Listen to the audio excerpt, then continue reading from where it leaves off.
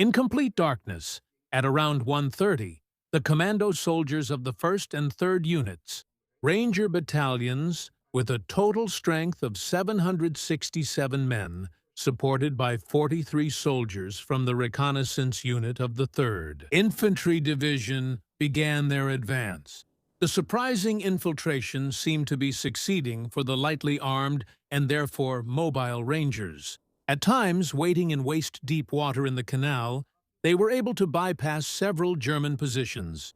When it slowly began to get light around 7:30, the U.S. commandos were close to their target. But as they began to leave the trench and cross the open ground, they came under fire from elements of the 715th Infantry Division, a Lehr Battalion, and elements of the Fallschirm Panzer Division. HG had set up an ambush with several well-camouflaged machine gun nests, as well as mortar and anti-tank gun positions. When the surviving Rangers, completely surprised by the deadly fire, fled back into the trench, the HG Division also used 17 Panzer foes in direct fire against them. Although the Rangers had managed to capture 2 tanks, the captured tanks were knocked out by comrades who suspected a German trick and used anti-tank weapons.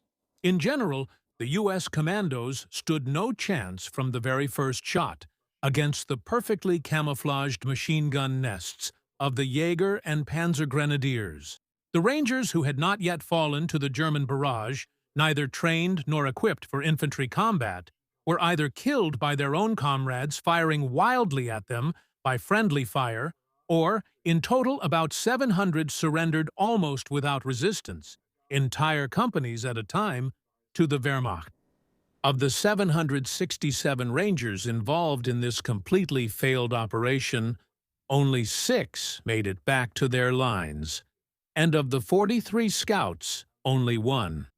300 had fallen within a few minutes. They rest with another 7,858 U.S. soldiers at the American Military Cemetery in Nettuno.